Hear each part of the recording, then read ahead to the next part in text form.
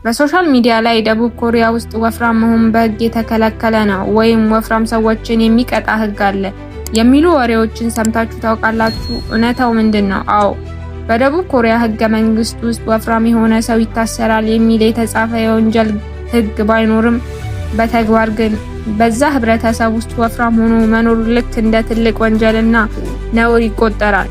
ማህበረሰቡ፣ ኩባንያዎች፣ ትምህርት ቤቶችና የመንግስት የጤና ቁጥጥር አሰራሮች ወፍራም የሆኑ ሰዎችን በግልጽ ያገሏቸዋል፣ ያሳፍሯቸዋል፣ እንዲሁም ከስራና ከማህበራዊ ህይወት ውጪ ያደርጓቸዋል። በዛሬው ቪዲዮአችን ይህ አስፈሪ ማህበራዊ ህግ በሰዎች ህይወት፣ በስነ ልቦናቸውና በወደፊታቸው ላይ እያደረሰ ያለውን አሰቃቂ ጉዳት በጥልቀት እናያለን። ብዙ የውጭ ሀገር ሰዎች ደቡብ ኮሪያ ውስጥ ወፍራም መሆን በህግ የተከለከለ ነው ብለው እንዲያስቡ ያደረጋቸው የመንግስት ጥብቅ የጤና ፖሊሲዎችና የክብደት መቆጣጠሪያ መመሪያዎች ናቸው። በደቡብ ኮሪያ ውስጥ በየዓመቱ በሁሉም ትምህርት ቤቶች፣ ዩኒቨርሲቲዎችና የመንግስት እንዲሁም የግል መስሪያ ቤቶች ውስጥ ግዴታ የሆነ የሰውነት ጤናና የክብደት ምርመራ ይደረጋል። በዚህ ምርመራ ወቅት የሰውነት ስብና ቦዲ ማስ ኢንዴክስ ይለካል። የመንግስት የጤና ሚኒስቴር የሀገሪቱ የጤና ወጪ ለመቀነስ በሚል ሽፋን ጥብቅ የክብደት ገደብ ያስቀምጣል። ከዚህ ገደብ በላይ የሆኑ ሰራተኞች ወይም ተማሪዎች በቋሚነት በጤና ባለሙያዎች ክትትል ይደረግባቸዋል። እንዲሁም በግዴታ የክብደት መቀነሻ ስፖርትና የዳይት ፕሮግራሞች ውስጥ እንዲገቡ ይደረጋል።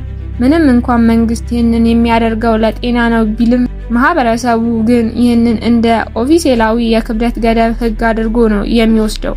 በኮሪያ ባህል ክብደት የጨመረ ሰው እንደ ሰነፍ ራሱን መቆጣጠር እንደማይችል፣ ቁጥጥር የሌለውና ለማህበረሰቡም ሆነ ለስራ ቦታው እንደ ሸክም ተደርጎ ይቆጠራል። ይህ ደግሞ ሰዎች ገና በልጅነታቸው በክብደታቸው ምክንያት የመገለል ፍርሃት እንዲያድርባቸው ያደርጋል። በደቡብ ኮሪያ ለስራ በሚያመለክቱበት ወቅት ከትምህርት ደረጃው፣ ከልምዶ ወይም ከችሎታው በላይ ትልቅ ቦታ የሚሰጠው ለሰውነቱ ቅርጽና ለፊቱ ውበት ነው። ይህ አሰራር በኮሪያ ሉኪዝም ወይም በውበት ላይ የተመሰረተ ማድላት ይባላል።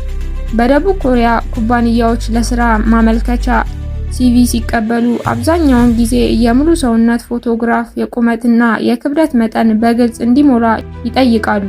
አንድ ሰው ምንም ያህል ከፍተኛ የትምህርት ደረጃ ቢኖረው እና ለስራው ብቁ ቢሆንም የሰውነት ክብደቱ ጨመር ያለ ከሆነ ወይም ከስታንዳርዱ ውጪ ከሆነ የማለፍ እድሉ እጅግ በጣም ዝቅተኛ ነው። በቃለ መጠየቅ ወቅት መሪዎች እና አስተዳዳሪዎች አመልካቹን ለምን ወፈርክ? ስራችንን ከመጀመር በፊት ክብደት መቀነስ ትችላለህ? የሚሉ አሳፋሪ ጥያቄዎችን በግልጽ ይጠይቃሉ። ቀጥረውት እንኳን ቢሆን አለቆችና የስራ ባልደረቦች በስራ ቦታ ላይ በግልጽ ይሰድቧቸዋል። ይህንን ልብስ አትልበስ፣ ክብደት ካልቀነስክ ደንበኞች አይወዱህም በማለት ከባድ የስነ ልቦና ጫና ያደርጉባቸዋል። ሰዎች ስራቸውን እንዲያጡ ወይም ከባልደረቦቻቸው እንዳይገለሉ ሲሉ ህይወታቸውን አደጋ ላይ የሚጥሉ የዳይት መንገዶችን ለመከተል ይገደዳሉ። በደቡብ ኮሪያ ወፍራም ሆኖ መኖር በዕለት ተዕለት ህይወት ውስጥ ትልቅ ፈተና ነው። ለምሳሌ ያህል በሲኦል ከተማ ወደሚገኙ የልብስ ሱቆች ጎራ ካሉ አብዛኞቹ አልባሳት ፍሪ ሳይዝ ወይም አንድ አይነት መጠን ያላቸው ተደርገው ነው የሚሸጡት። ነገር ግን ይህ ፍሪ ሳይዝ የሚባለው መጠን በምዕራባውያን ወይም በሌሎች ሀገራት ስታንዳርድ ከስሞል ወይም ኤክስትራ ስሞል ጋር እኩል ነው። የሰውነት ክብደታቸው ትንሽ ጨመር ያለ ሰዎች በታዋቂ የልብስ ሱቆች ውስጥ የሚሆናቸውን ልብስ ማግኘት አይችሉም። የሱቅ ሰራተኞች እንኳን ደንበኛው ገና በሩ ላይ ሲደርስ ላንቺ የሚሆን ወይም ላንተ የሚሆን መጠን እዚህ የለም በማለት በሰዎች ፊት ያሳፍሯቸዋል። በተጨማሪም በህዝብ ማጓጓዣዎች፣ በምድር ባቡር፣ በሬስቶራንቶችና በካፌዎች ውስጥ ወፍራም ሰዎች የሰዎች መጠቆሚያ እና ማፏጫ ይሆናሉ። በኮሪያ ማህበረሰብ ውስጥ በተለይም ለሴቶች የተቀመጠው መስፈርት እጅግ ጨካኝ ነው።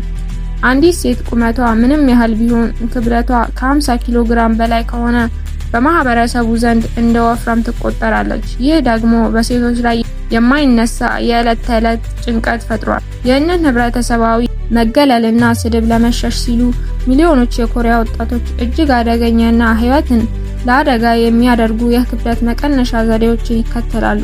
ለዚህ ደግሞ ትልቁን አስተዋጽኦ የሚያደርጉት ታዋቂ የኬፖፕ ኮከቦች ናቸው። ከኮንሰርት ወይም ከቪዲዮ ቀረጻ በፊት በቀን አንድ ፖም ወይም አንድ ብርጭቆ ወተት ብቻ በመመገብ ለሳምንታት እንደሚቆዩ በግልጽ ይናገራሉ። ወጣቶችም እነዚህን ጣዖቶቻቸውን ለመምሰል ተመሳሳይ አደገኛ እርምጃቸውን ይወስዳሉ። በተጨማሪም በደቡብ ኮሪያ ያለ ሐኪም ትዕዛዝ በበይነመረብ ላይ የሚሸጡ የክብደት መቀነሻ እንክብሎችን እና የምግብ ፍላጎት መግቻ መድኃኒቶችን በስፋት ይሸጣሉ። ወጣቶች ምግብ ከተመገቡ በኋላ በራሳቸው ፍላጎት እንዲያስመልሳቸው ያደርጋቸዋል። ይህ አካላዊ ጉዳት ብቻ ሳይሆን ከፍተኛ የስነ ልቦና ቀውስ፣ ድብርትና የራስን ሕይወት እስከ ማጥፋት የሚያደርስ ከባድ ጭንቀት ውስጥ ይከታቸዋል። ነገር ግን በቅርብ ዓመታት ውስጥ በአዲስ ትውልድ መካከል አዎንታዊ የለውጥ ጭላንጭሎች መታየት ጀምረዋል። ብዙ ወጣቶች ይህንን ጨካኝና ፍትሃዊ ያልሆነ የውበትና የክብደት ባህል መቃወም ጀምረዋል። ወይም ኮርሴትን መጣስ በመባል የሚታወቀው የማህበራዊ ሚዲያ እንቅስቃሴ የዚህ ማረጋገጫ ነው። በዚህ እንቅስቃሴ ውስጥ የሚሳተፉ ሴቶችና ወጣቶች ማህበረሰቡ ያስቀመጠውን የ50 ኪሎ ግራም ገደብ፣ የፕላስቲክ ሰርጀሪና የዲያት ህጎች አንቀበልም በማለት ለነጻነት የመኖር መብታቸውን እየጠየቁ ይገኛሉ። የተፈጥሮ ሰውነታቸውን መቀበልና ራሳቸውን መውደድ እንዳለባቸው የሚያስተምሩ ቪዲዮዎችን እና ምስሎችን ያሰራጫሉ። ቢሆንም ግን ለዘመናት በባህልና በስራ ቦታዎች ውስጥ ስር የሰደደውን የሰውነት ቅርጽ ማድላት በአጭር ጊዜ ውስጥ ሙሉ በሙሉ መቀየር ከባድ ፈተና ሆኖ ቀጥሏል። ደቡብ ኮሪያ በቴክኖሎጂ በኢኮኖሚና በባህል ዓለምን ያስደመመች ዘመናዊ ሀገር ብትሆንም በሰውነት ቅርጽና በክብደት ላይ ያላት ጥብቅና ጨካኝ አመለካከት ግን የብዙ ዜጎቿን ደስታና ሕይወት እያሰቃየ ይገኛል። ይህ ሁኔታ የሚያሳየን እውነተኛ ውበትና ጤና በማህበረሰቡ ወይም በካሜራ ፊት በሚለካ ቁጥር ሳይሆን በውስጣዊ ሰላምና ራስን በነጻነት በመቀበል ላይ የተመሰረተ መሆኑን ነው። የዛሬው ቪዲዮአችን ይህን ይመስል ነበር። ቪዲዮውን ከወደዳችሁት ላይክ ማድረጋችሁንና ለወዳጆቻችሁ ሼር ማድረጋችሁን አትርሱ። በደቡብ ኮሪያ የክብደት ባህልና ማህበራዊ ጫና ላይ ያላችሁን አስተያየት ከታች ኮሜንት ላይ ጻፉልኝ። በቻናላችን አዲስ ከሆናችሁ ሰብስክራይብ በማድረግና የደወል ምልክቷን በመጫን ቤተሰብ ሁኑ። በሚቀጥለው ቪዲዮ በሌላ ትምህርታዊና አስደናቂ ርዕስ እስክንገናኝ ድረስ ሰላም ቆዩ።